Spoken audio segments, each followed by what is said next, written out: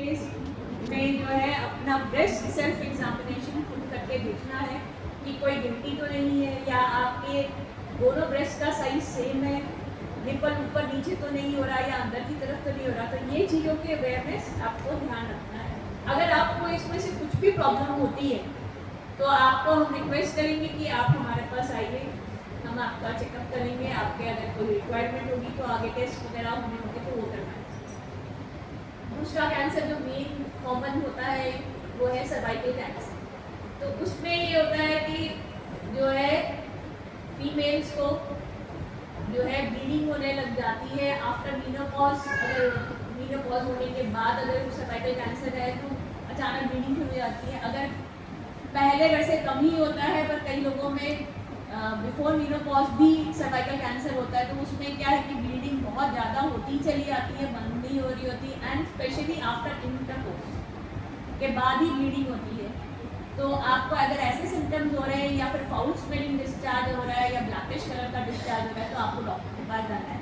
In routine हम कहते हैं कि वंस यू आर 35 साल से ऊपर आपकी उम्र रहते हैं तो आपको हर साल अपना पैप स्मीयर करवाना है।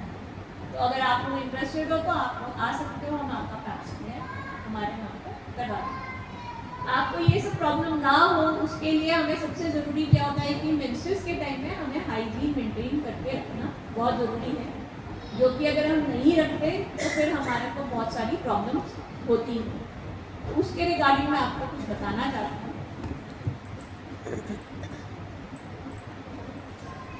स्पेशली जैसे कि आजकल हम जो सैनिटरी नैपकिन यूज़ करते हैं, जो हम डिस्पोजेबल सैनिटरी नैपकिन यूज़ करते हैं, जो कि किसके बने होते हैं, प्लास्टिक मटेरियल। तो उसको अगर हमने ठीक से यूज़ नहीं किया, क्योंकि हमें एवरी 6 आवर भी उसको चेंज करना है। अगर आपने 6 घंटे के बाद नहीं चेंज किया तो उससे हमें यूटीआई और अदर इन्फेक्शन हो जाती है, और उसके कारण हमारे बाद में जब मेंसेस खत्म होते हैं तो उसके बाद हमें जो है फीवर होने लगता है, या रैशेज हो जाते हैं, या डिस्चार्ज आने लगता है, या फाउल स्मेलिंग। ज़्यादातर लोगों को होता है कि वाइटस डिस्चार्ज आ रहा है, क्योंकि हमने उस टाइम में हाइजीन मेंटेन नहीं किया। स्पेशली 3rd-4th डे पे क्या होता है कि ब्लीडिंग ज़्यादा नहीं होती तो सैनिटरी नैपकिन्स को चेंज नहीं करते कि कोई बात नहीं, अभी तो गंदा नहीं हुआ है, वो 12 घंटे तक भी लगा के रखते हैं। पर क्योंकि बॉडी के फ्लूइड सिक्रीशन उसमें होती रहती है तो आपके वो नैपकिन तो गंदा ही है, और वो फ्लूइड जो उसके अंदर है उससे वहाँ पे बैक्टीरिया की ग्रोथ हो जाती है, और आपको फिर वो you and up having infection. और क्योंकि वो प्लास्टिक मटेरियल से बना हुआ है, चाहे आप काइंडली चेंज भी कर रहे हो तो भी क्या है कि उसके साइड में जो विंग्स लगे होते हैं वो खुल जाते हैं और आपकी स्किन को टच होते हैं तो वहाँ से रैशेज हो जाते हैं, and they are chemically treated also. तो उससे भी कई लोगों का पीएच का लेवल बदल जाता है अंदर का, तो उससे भी कुछ हार्मोनल चेंजेस होते हैं जिससे कि आपका मेंसेस इरेगुलर हो जाते हैं या फिर आपको प्रॉब्लम आती है। तो उसका कई लोग प्रॉपरली डिस्पोज भी नहीं करते, कुछ फ्लश में डाल देते हैं। और अगर आपको मालूम हो कि एक सैनिटरी नैपकिन जो हम यूज़ करते हैं उसको डीकम्पोज होने के लिए जो है 400 से 500 साल लगते हैं अगर हम ऐसे ही उसको फेंकते। तो हम एक फीमेल अपनी थ्रू आउट लाइफ जो हम सैनिटरी नैपकिन का पूरा बनाते हैं that is equivalent to 2 trucks of the waste. तो उसका एक ऑल्टरनेटिव है आज की डेट में, that is reusable sanitary napkins, जिनका बहुत फ़ायदा भी है एक तो इन्वायरमेंट को भी और आपकी हेल्थ को भी। तो मैं उसके बारे में आपको थोड़ा सा बताना चाहती हूँ, ज़्यादा नहीं टाइम।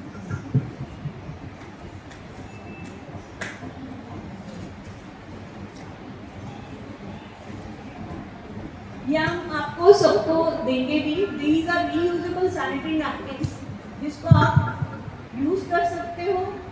आफ्टर 6 आवर्स आप इसको जो है यूज़ करने के बाद रनिंग वाटर के नीचे रखोगे, इसके अंदर जो भी ब्लड है वो निकल जाता है। फिर एक जग में पानी डाल के उसके अंदर डिप करोगे, जो बाकी है ब्लड अगर होगा वो निकल जाएगा। आप उसको स्क्वीज़ करके किसी भी साबुन से धो के धूप में सुखाना है।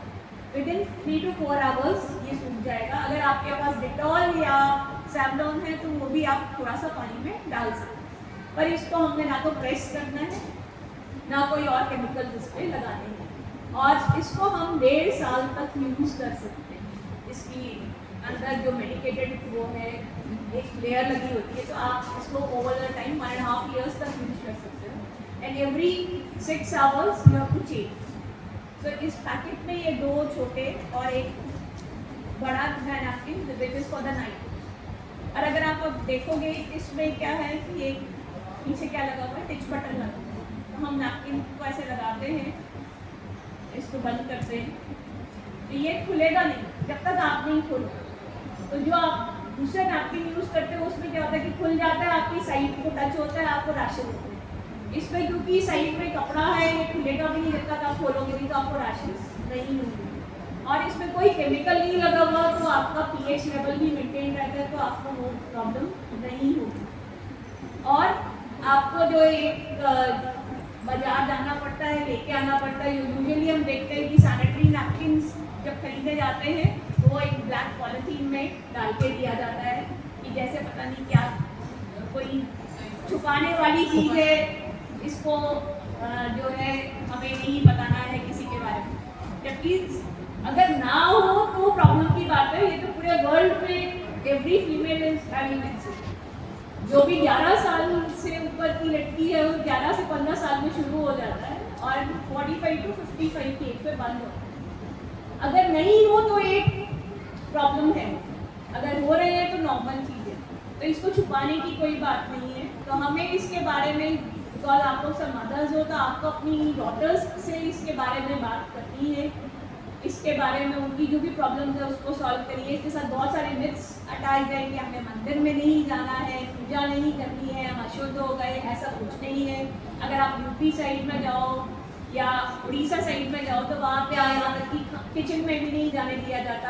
मेल्स खाना बनाते हैं, अच्छी बात है वो खाना बना रहे हैं, पर ऐसा कुछ नहीं है कि आप अशुद्ध हो गए आप खाना नहीं बनाओगे, आप बना सकते हो, कुछ ऐसा नहीं है। कई जगह पे मानते हैं कि अचार को हाथ लगाओगे तो अचार